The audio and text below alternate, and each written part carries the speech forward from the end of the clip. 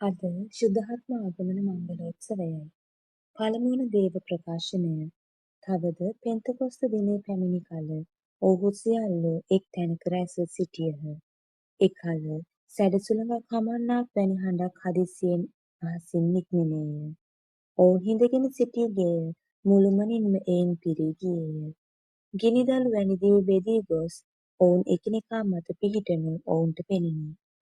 ඔවුහු සියල්ලෝම ශුද්ධාත්මයන්ගෙන් පූර්ණ වී ආත්මයන්න් ඔවුන්ට දුන් කතා ශක්තිය ලෙස අන්‍ය භාෂාවලින් කතා කරන්නට පටන් ගත්හ. මේ ශබ්දය ඇසුණු කෙනෙහිම සමූහයා එක් රැස් වූහ. එම කතා ඔවුන් එකිනෙකාට තම තමන්ගේ මව් බසින් තේරුම් ගත හැකි ලෙස ඇසුණෙන් ඔවුහු වික්ෂිප්ත වූහ.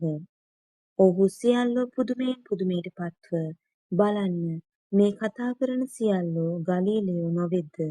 අපට හුරු පුරුදු අපේම මව් බසින් ඔවුන් කතා කරනු අපි එකිනෙකාට ඇසෙන්නේ කෙසේද?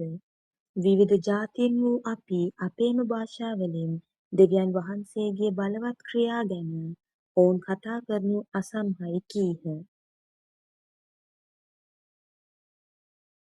සුවිශේෂ ප්‍රකාශනය. සතියේ පළමුවනදා වූ එදා සවස ජුදෙව්වරුන්ට බියෙන් ශ්‍රාවකයන් දොරවල් වසාගෙන සිටි තැනට ජේසුස් වහන්සේ වැඩම කර ඔවුන් මැද සිට ඔබට ශාන්තිය වේවායි වදාළසේක. උන්වහන්සේ මෙසේ වදාරා තමන් අත්ද ඇලයද ඔවුන්ට පෙන්වූසේක. ශ්‍රාවකයෝ සමිඳානන් වහන්සේ දුටු කල ප්‍රීතියෙන් පිනා ගියහ. ඔබට ශාන්තිය වේවායි යළිත් සමිඳානන් වහන්සේ ඔවුන්ට වදාරා පියාණන් වහන්සේ මා එවා වදාළාක් මෙන් මමද ඔබ යවමි ඔවුන්ට කීය. උන්වහන්සේ ඉක්බිති ඔවුන් පිට හුස්ම හෙළා ශුද්ධාත්මයන්න් පිළිගන්න.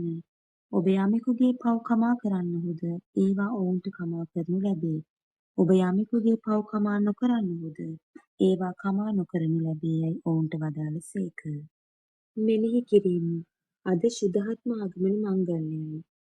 ජේසුස් වහන්සේ පැමිණ ඔබට ශාන්තිය වේවායි ශ්‍රාවකයන්ට වදාළසේක.